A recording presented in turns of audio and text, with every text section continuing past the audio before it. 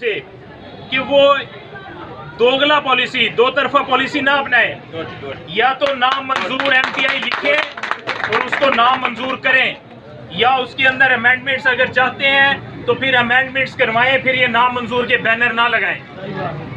लिहाजा जो दोस्त यहाँ पर मौजूद हैं वो अपने दोस्तों को बताएं, खुद वो ये अपने अंदर ये जज्बा पैदा करें कि हमें एमटीआई मंजूर नहीं है। जो जीएचए ग्रैंड हेल्थ अलायंस बना है उसकी एक मुकम्मल कमेटी तश्कील दे दी गई है। उस कमेटी ने ये फैसला करना है कि वो एमटीआई को रिजेक्ट करेगी और रिजेक्ट करने के बाद जो पंजाब जीएचए पंजाब का फैसला होगा वो निश्चित भी उस पर अमल दरामद करेगा।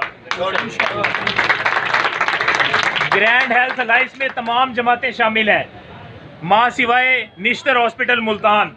निश्तर हॉस्पिटल मुल्तान में 2 जमातें हैं।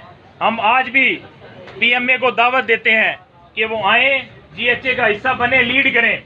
इलेक्टेड जमात है, उसको लीड करना चाहिए, लेकिन वाज़ेह पॉलिसी के साथ। या वो ये कह दें कि एमटीआई आना चाहिए, उसके अंदर ये अमेंडमेंट्स होनी चाहिए, या वो ये कह दें कि हमें ये मुकम्मल नामंजूर है। मुझे बताएं कि इमरान खान साहब की वीडियो सोशल मीडिया पर सब दोस्तों ने देखी होगी, जब वो कह रहे हैं कि हमने इसको लेके आना है, तो फिर डॉक्टर अफजल साहब क्या रोक